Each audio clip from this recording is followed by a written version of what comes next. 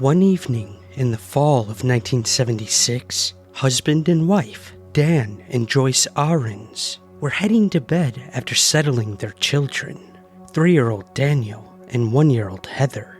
Heather slept in a crib on the far side of Dan and Joyce's bedroom.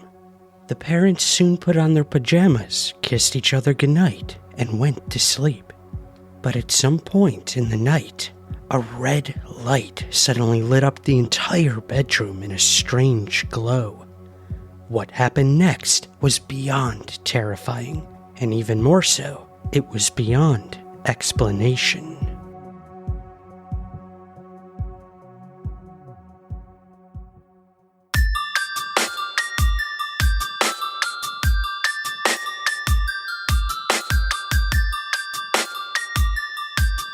This is Somewhere in the Skies with Ryan Sprague.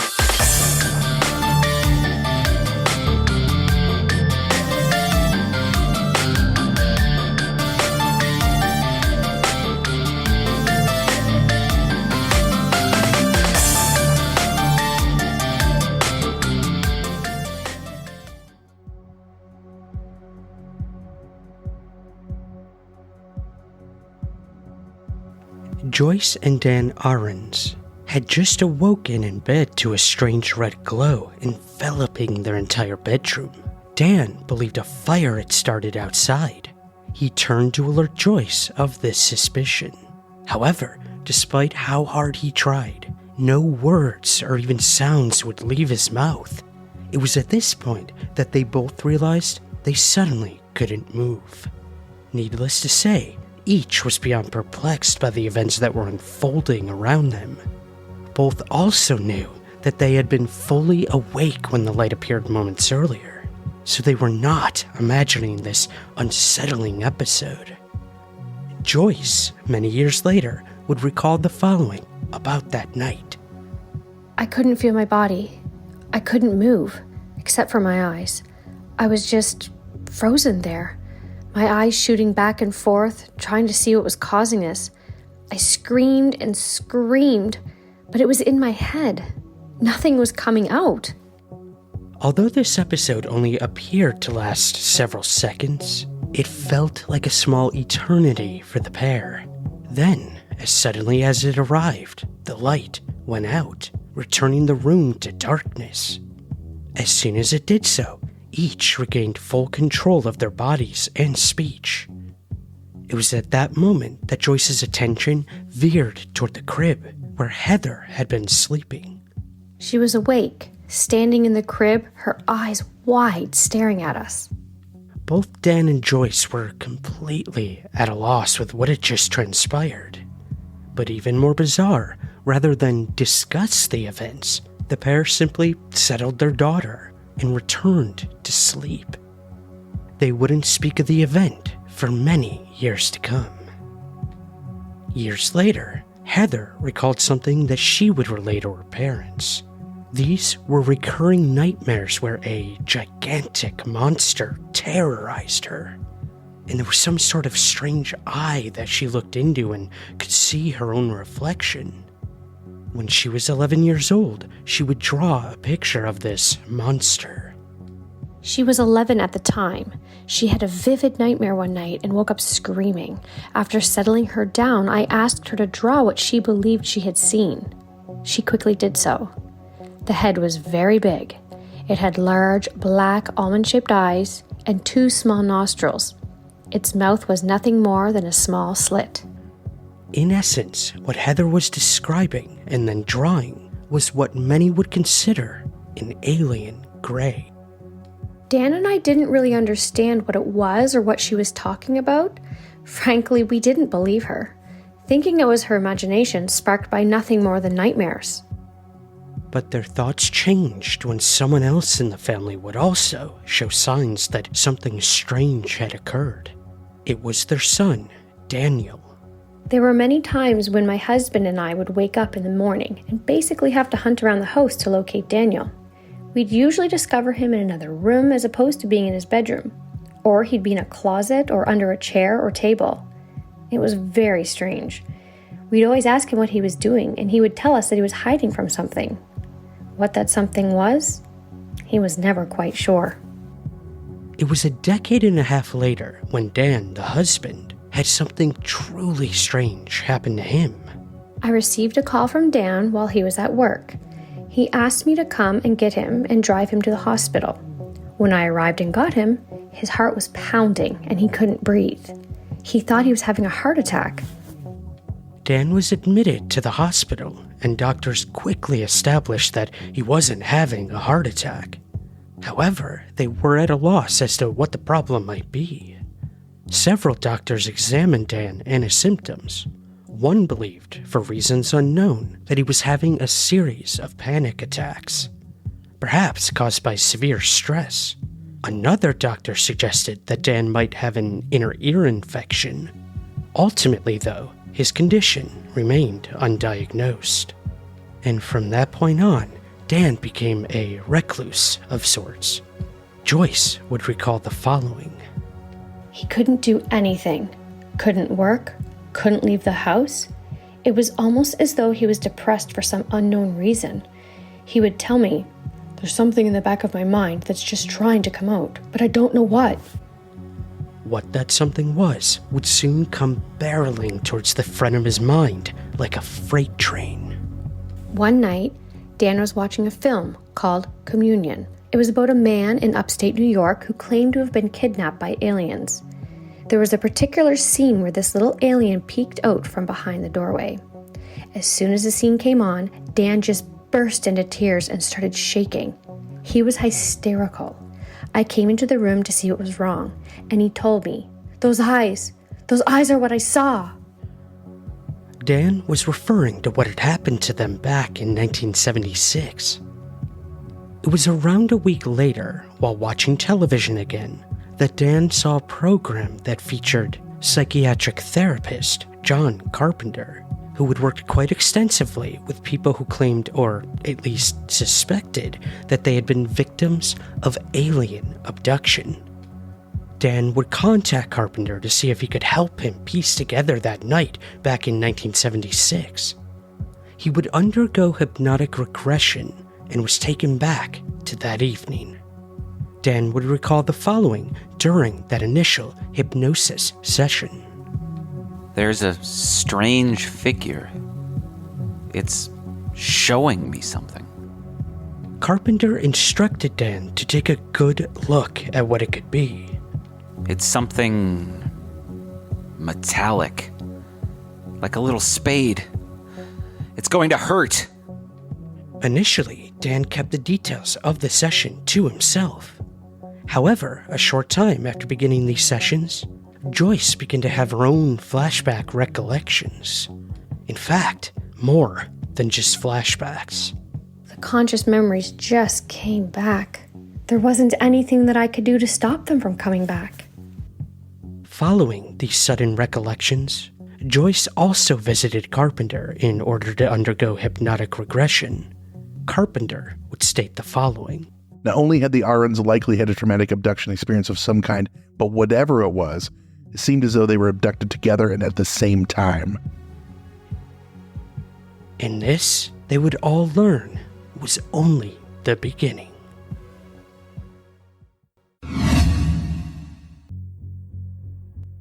Hey everyone, Ryan Sprague here, host of Somewhere in the Skies. If you've ever thought about supporting us, we have great 2 easy options for you right now. If you listen to the show on Apple Podcasts, you can click the subscribe button at the top of your Apple feed. Or you can join our Patreon at patreon.com/somewhereskies.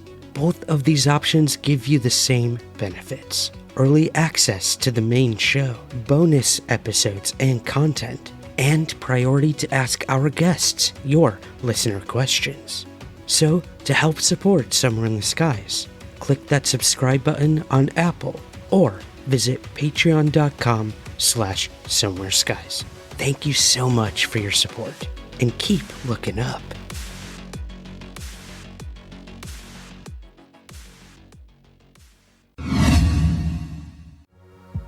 After seeking help from abduction researcher John Carpenter, husband and wife Dan and Joyce Ahrens Both went under hypnotic regression to retrieve memories of an event that took place in 1976.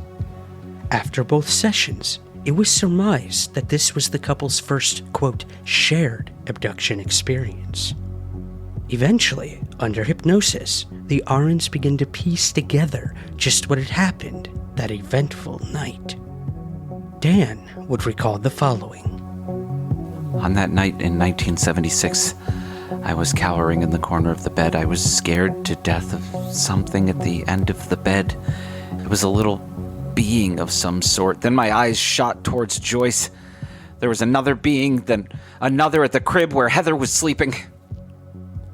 Joyce would also recall seeing the three beings. One of them would touch her arm, making her spring up in bed. But what happened next did more than just startle her. It terrified her beyond belief. They took Heather out of the crib.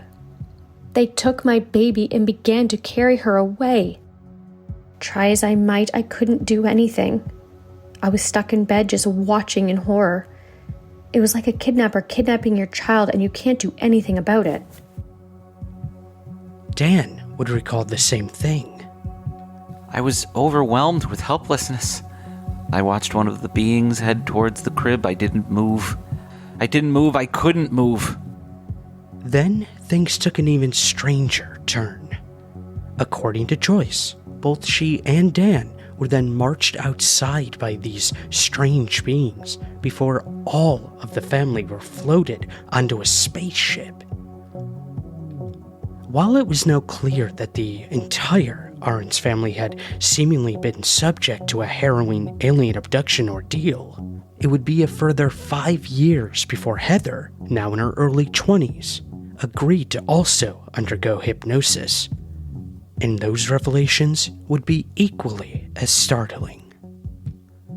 Carpenter would eventually offer that what Dan and Joyce had learned during their own hypnotic regression sessions, they had made a very special effort not to discuss any of it in front of their children. They both suspected that they too had been abducted by these beings, and they didn't wish to influence their own potential suppressed memories of the events. To begin with, Heather was a little dubious about hypnotic regression and if it would reveal anything of consequence. However, as soon as the session was underway, memories and flashes were at the forefront of her mind almost immediately. According to her mother, this is what she remembered. She recalled one of the beings taking her out of her room and bringing her on board something. She could remember them asking if she wanted to play. They didn't speak, though. It was through Heather's mind that she could hear them. They wanted to play some sort of telepathic game with her. She told them that she didn't want to play and that all she wanted was to go home. Whether it was a subconscious act of denial or not, the son, Daniel, despite the fact that he was repeatedly discovered asleep in different rooms of the house, believed that he had not been a part of any strange events. At the time, though, 2 decades after the 1976 night, he would offer that he believed something did happen to his parents and Heather. He also admitted that he was too scared to discover what memories he might have had. In fact, whenever his parents spoke about the encounter, even to themselves, Daniel found listening to the details too emotional. He would, though, eventually agree to undergo hypnotic regression himself. Carpenter would highlight the recurring dream that had plagued Daniel since he was a young child, stating that this dream would be an ideal exploration point, as it likely was triggered by suppressed memories of a real event. After taking Daniel through the basics of hypnotic regression, including reassuring him that just because his family had recalled bizarre events didn't mean that he necessarily would, or that he would even be subjected to them, I took him back to his childhood where he was around 5 years old. Eventually, I would guide him to the recurring dreams, asking him where he was when the dream begins. Here is Joyce relaying what Daniel believed to have happened. Daniel recalled being in bed and hearing a noise that sounded like a can dropping. The sound was from the garage. He was so scared that he didn't want to look. He then suddenly realized that he was no longer in his room, but was somewhere completely different. A white, sterile cold room. Then he saw two beings standing in front of him. He described them as tall and lanky with long fingers, big heads, and dark eyes. They had no hair and no ears. At this point in the session, Daniel would recall the beings walking towards him. But something was of more concern than the beings simply moving closer. Joyce would relay what happened next, according to Daniel's recollections. He remembered one of the beings have something in its hand, like a shiny stick or a wand. The being was making it move in front of Daniel and then place the end of the wand on Daniel's head. He remembered it hurting when the being did this, and then everything went dark. It was at this point that Carpenter had brought Daniel out from hypnosis. The entire session had lasted just under 2 hours long. Carpenter then asked Daniel one simple question that would yield an answer that proved to be anything but simple. I asked Daniel if he believed all of it to have just been a dream. He looked at me with tears in his eyes and he said, "No, I don't believe it was a dream." Carpenter also asked Daniel before the session about any strange marks, bruises, or cuts that he had suddenly noticed on his body, to which, according to his father, Daniel would state the following. He did remember one specific time when he did discover something strange. He recalled waking up one morning and heading to the bathroom. However, that morning, he discovered this spoon-shaped mark on his left inner thigh. He immediately rushed downstairs to tell me. When he showed it to me, I was in shock, because I had an identical scoop-like mark in the same exact spot on my thigh. It was clear that whatever had happened that night had happened to all of the Ahrens family. But it didn't end there. Heather would eventually have a child of her own. Dan and I were now grandparents and learned the terrible truth that our grandchild had also been visited and possibly taken by these beings. My grandbaby would tell Heather that these little buddies would often come to play in his room with him, and that when they would leave, he would watch their ship fly away. Whatever was happening, whoever these beings were or wherever they came from, they seemed to be interested in our family through the generations. For whatever reason, we just don't know. Could it be that these beings were interested in the genetics of the Ahrens family? Could those genetics have been pivotal to whatever agenda lay at the heart of these multi-generational alien abduction experiences? It should be noted that the contention when it comes to hypnotic regression is fierce. Many find benefit in the practice and hold high value on its outcomes, but just as many feel it to be complete bunk, and that the individuals who conduct the sessions, whether knowingly or not, will often ask leading questions of the person who is in a vulnerable position, both physically and, more importantly, mentally. Hypnotic regression therapist John Carpenter would state the following. At no point had I led any of the Ahrens. This is something I pay very close attention to for the exact reason that many don't trust the use of hypnotic regression to begin with. I in no way influenced any of their responses, nor did I ever bring up anything prior to, during, or after each individual session about alien abductions, nor would I share anything that they said while under the regression. This was so that they would not influence one another. Now, obviously, I couldn't be with this family every second of every day to monitor whether they were discussing it with one another, but they specifically told me they were not, and I trusted them just as much as they trusted me to help them. The other possibility that many skeptics would offer of this case was that the Ahrens had made the entire thing up. Again, Carpenter would state the following. While it's not completely out of the question that this could be an elaborate hoax, it would greatly depend on the entire family all knowing what the trick questions were, a technique many practitioners use to filter out such things as lies or embellishments. So while not impossible, it would be highly, highly unlikely that 4 people would have been able to orchestrate such a hoax. And for what purpose? They never received any sort of monetary gain, nor did they ever go out of their way to be public about any of it. To me, the Ahrens family experienced something that they could not explain, and it affected each of them greatly. Their accounts, in my opinion, deserve the utmost respect and serious study. After several interviews in the mid-1990s for the television series Sightings, it seemed that the Ahrens family no longer wished to speak about their experiences in public. So it was never truly known if these experiences continued thereafter. But Dan Ahrens would briefly speak publicly in 2002 for a local newspaper article stating the following. Both of our children suffered significant, long-lasting mental effects from these encounters. We had so much more to lose than to gain by speaking about any of this. But we did. And we can't change that. Joyce, after her initial interactions and subsequent hypnosis sessions with John Carpenter, would tell him the following.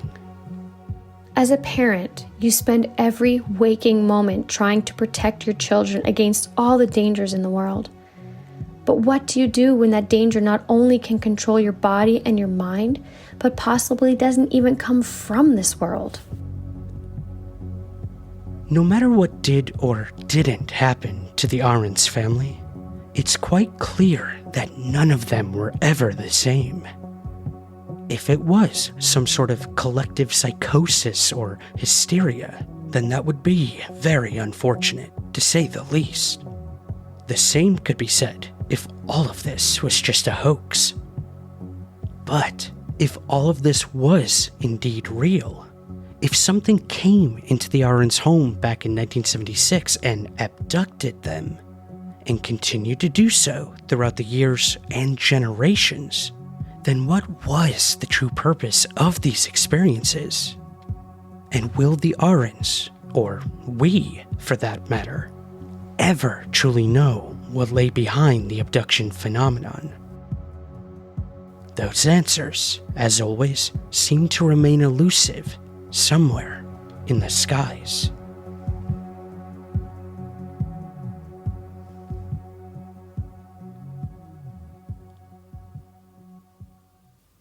This episode was co-written by Marcus Loth.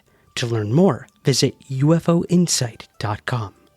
Special thanks to our voiceover talents in this episode, Amy Murphy, Andrew Sanford, and Brent Hand. You can find links to all of their work in the show notes.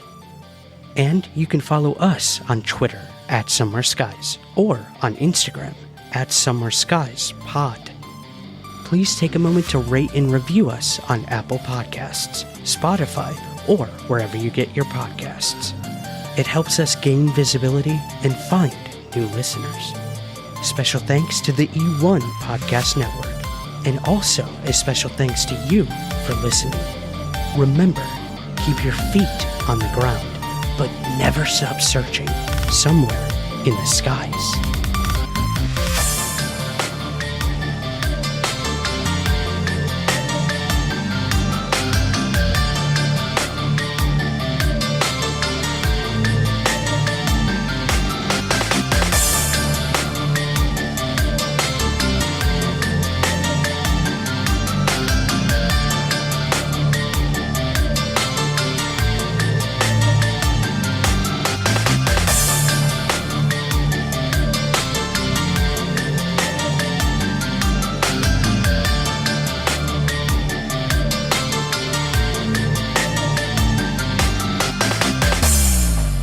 Somewhere in the Skies is produced by Third Kind Productions in association with the Entertainment One Podcast Network.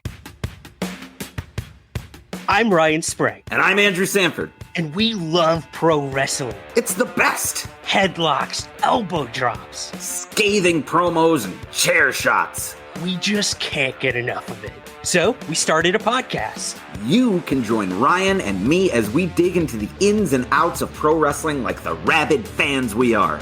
We've got interviews, previews, predictions, news, and so much more. And we're going to cover all of it on Somewhere in the Ring. Oh, yeah! Is that supposed to be Macho Man? No good? We'll work on it. Join us every Wednesday, wherever you get your podcasts, for all new episodes. And we'll see you somewhere in the ring. Somewhere in the Ring is part of the eOne Podcast Network.